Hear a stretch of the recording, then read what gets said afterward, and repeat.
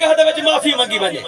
اپنے کرتوتاں کو یاد کرتے اپنے لکشاں کو یاد کرتے اپنے یقیناً اپنے کیتیاں تے کرتوتاں کو یاد کرتے رب دی بارگاہ دے وچ خشوع و خضوع دے نال معافی منگنا دعا منگنا تہاڈا تے میرا کام ہے معاف فرماونا رب دی پاک تے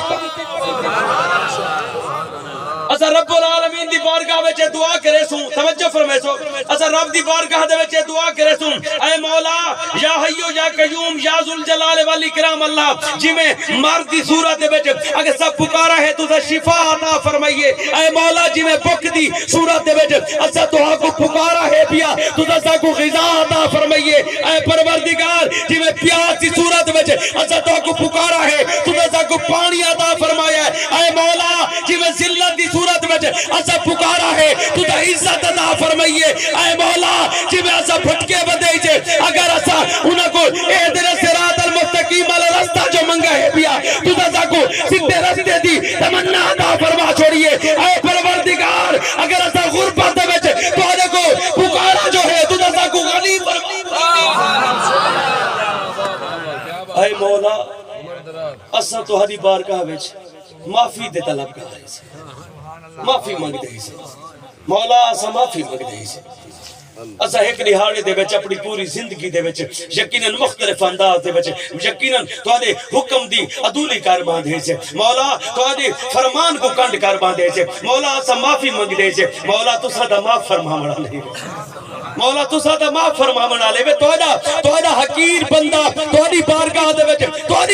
دے وچ حاضر جو ہے اے کریم پروردگار تساں دا معاف کرن دے وچ فخر کرن دے وے اے پروردگار تساں دا او عظمت دے رفعت دے شان والے رب ہی وے جے متعلق اللہ دے پاک رسول دا اے فرمان عالی شان ہے حدیث نبوی ہے اللہ پاک فرماتے ہیں پہ جب میرا بندہ میری بارگاہ دے وچ حاضر تھیندا ہے التجا کریندا ہے اللہ دے پاک رسول فرماتے ہیں رب فرماتا ہے میں کو اپنے بندے کو حاجا آتا ہے او میرے کو آوے تے میں کو خالی واپس لوٹا دوں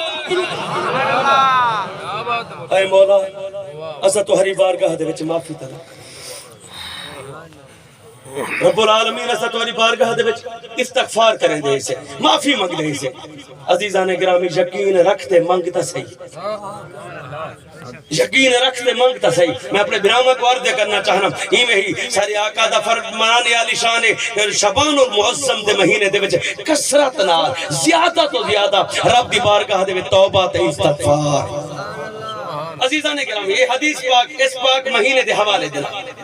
ہن کوشش کرے سو تو ہرے تے میرے ہی محفل دے وچ بیٹھے جو دے اسا رب دی بارگاہ دے وچ توبہ بھی کروں بیٹھے تے سونے دی بارگاہ وچ درود بھی پڑھ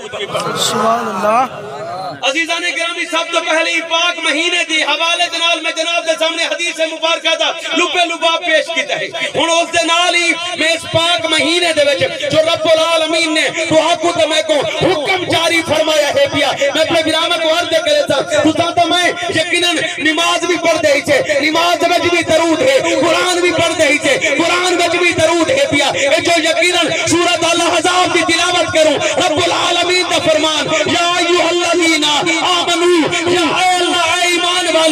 ایمان والے میں تے میرے فرشتے درود بھی پڑھ دل تے صلاۃ علیہ بھی پیش کرے دل اے ایمان والو تو ساوی میرے حبیب دی بارگاہ وچ درود بھی پڑھو تے صلاۃ نعرہ تکبیر نعرہ رسالہ یہ جو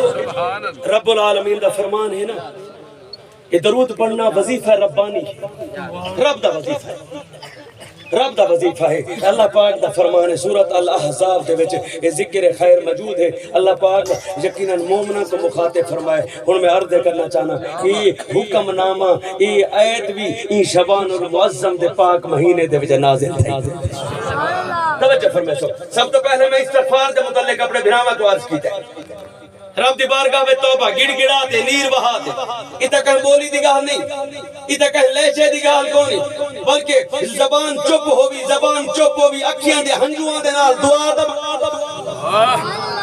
استغفار کا رب دی بارگاہ دے توبہ تے استغفار اس دے بعد اللہ تعالیٰ دے پاک رسول دی بارگاہ وچ محبت و عقیدت دی تصویر بنتے سونے دی بارگاہ وچ درود و سلام دے گجرے نچھاور کر کیونکہ اس پاک مہینے دے وچ رب العالمین نے دعا کو تے میں کوئی حکم جاری باری فرما دو عزیزان گرامی اس پاک مہینے دے وچ اس لڑائی بے مہینے دے وچ عظمت عالم